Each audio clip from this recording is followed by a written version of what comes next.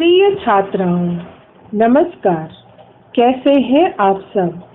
उम्मीद है आप अपने घरों में सुरक्षित एवं स्वस्थ होंगे।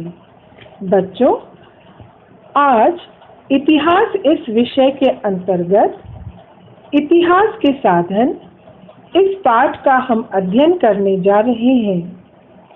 इससे पूर्व की कक्षाओं में हमने प्राचीन और मध्ययुगीन भारत के इतिहास का अध्ययन किया है। इस वर्ष हम आधुनिक भारत के इतिहास के साधनों का अध्ययन करेंगे। इतिहास के साधनों में भौतिक साधन, लिखित साधन और मौखिक साधनों का समावेश होता है।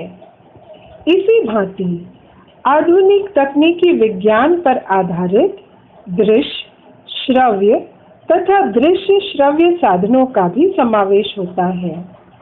तो आइए सबसे पहले देखते हैं भौतिक साधन। इतिहास के भौतिक साधनों में विभिन्न वस्तुओं, वास्तुओं, सिक्कों, प्रतिमाओं और पदकों आदि साधनों का समावेश किया जा सकता है। आधुनिक भारत का ऐतिहासिक कालखंड यूरोप के और विशेष रूप से अंग्रेज सत्ताधीशों और भारतीय रियासतदारों की शासन व्यवस्था का कालखंड माना जाता है। इस कालखंड में विभिन्न भवनों, पुलों, सड़कों, प्याऊ, फव्वारों जैसी वास्तुओं का निर्माण किया गया।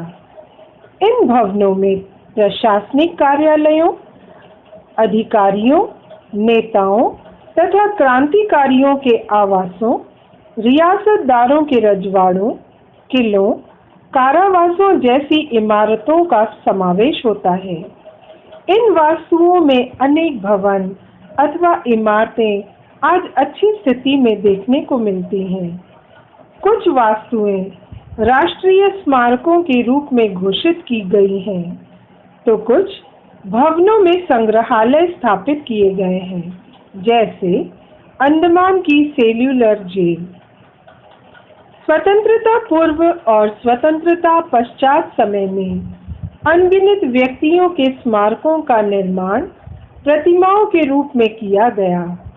प्रतिमाओं के नीचे पार्टी पर संबंधित व्यक्ति का पूरा नाम, जन्म मृत्यु का उल्लेख, उस व्यक्ति के कार्यों का संक्षेप में उल्लेख, जीवन के विषय में जानकारी प्राप्त होती है। दूसरा साधन है लिखित साधन। आधुनिक भारत के इतिहास के लिखित साधनों में निम्न बातों का समावेश होता है, जैसे विदेशी व्यक्तियों का लेखन, समाचार पत्र, चरित्र, पुस्तकें, आत्मचरित्र, फैक्ट्री रिकॉर्ड्स, पत्रिकाएं, पत्राचार। समाचार पत्रों द्वारा हमें समसामयिक घटनाओं की जानकारी प्राप्त होती है। साथ ही समाचार पत्रों में किसी घटना का गहन विश्लेषण, विद्वानों की मत प्रतिक्रियाएं, संपादित लेख प्रकाशित होते रहते हैं। स्वतंत्रता पूर्व समय में ज्ञानोदय, ज्ञान प्रकाश, केसरी, दीनबंधु, अमृत बाजार जैसे समाचार पत्र जन जागरण के महत्वपूर्ण साधन थे। अंग्रेजों के शासन काल में समाचार पत्र मात्र राजनीतिक जागरण ही नहीं, अपितु सामाजिक पुनर्जागरण के साधन के रूप में कार्य कर रहे थे। मानचित्रों को भी इतिहास का महत्वपूर्ण साधन माना जाता है। मानचित्र के आधार पर हम शहरों अथवा किसी स्थान के बदलते स्वरूप का अध्ययन कर सकते हैं। तीसरा प्रकार है मौखिक साधन। आधुनिक भारत के इतिहास के मौखिक साधन में निम्न साधनों का समावेश होता है, जैसे लोकगीत, पोवाड़े, लोक कथाएं, प्रसंग वर्णन, साक्षात्कार, नाटक, जलसे, कला समूह, ओवियां, स्फूर्ति गीत। स्वतंत्रता आंदोलन के समय अनगिनत स्फूर्ति गीत रचे गए। इन स्फूर्ति गीतों द्वारा हमें स्वतंत्रता पूर्व समय की स्थितियों और स्वतंत्रता आंदोलन के लिए प्राप्त होने वाली प्रेरणा की जानकारी मिलती है। पोवाड़ों के माध्यम से किसी घटना अथवा व्यक्तियों के कार्यों की जानकारी प्राप्त होती है। इन पोवाड़ों का उपयोग लोगों में चेतना और प्रेरणा निर्माण करने के लिए किया गया।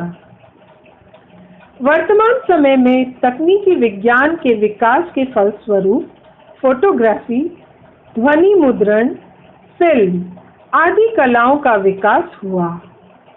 छायाचित्र आधुनिक भारत के इतिहास के दृश्य स्वरूप के साधन हैं। प्रसंगों अथवा घटनाओं के छायाचित्रों द्वारा वह प्रसंग अथवा घटना आंखों के सामने मूर्तिमान हो जाती है। वास्तु अथवा वस्तु के छायाचित्रों द्वारा उनका स्वरूप ध्यान में आता है। छायाचित्रण यानी फोटोग्राफी कला की भांति ध्वनि मुद्रण तकनीकी का आविष्कार भी महत्वपूर्ण है। ध्वनि मुद्रित अथवा रिकॉर्ड इतिहास के श्रव्य स्वरूप के साधन है। उनका उपयोग इतिहास के साधन के रूप में किया जा सकता है। फिल्म आधुनिक तकनीकी विज्ञान का अनूठा आविष्कार माना जाता है। भारतीय स्वतंत्रता युद्ध में दांडी यात्रा, नमक आंदोलन, भारत छोड़ो आंदोलन जैसी ऐतिहासिक घटनाओं के ध्वनि चित्रफीते यानी फिल्में उपलब्ध हैं। इन चित्रफीतों यानी फिल्मों के कारण घटित घटनाएं हम ज्यों की त्यों देख सकते हैं। तो बच्चों, इस प्रकार हमने इतिहास के विविध साधनों की विस्तृत जानकारी प्राप्त की। वर्तमान समय के भौतिक साधन पर्याप्त मात्रा में अच्छी स्थिति में हैं। अभिलेखागार में संरक्षित अनगिनत लिखित साधन भी उपलब्ध हैं। ऐतिहासिक साधनों का संरक्षण किए जाने पर ही इतिहास की यह समृद्ध परंपरा हम अपनी भावी पीढ़ियों को सौंप सकेंगे।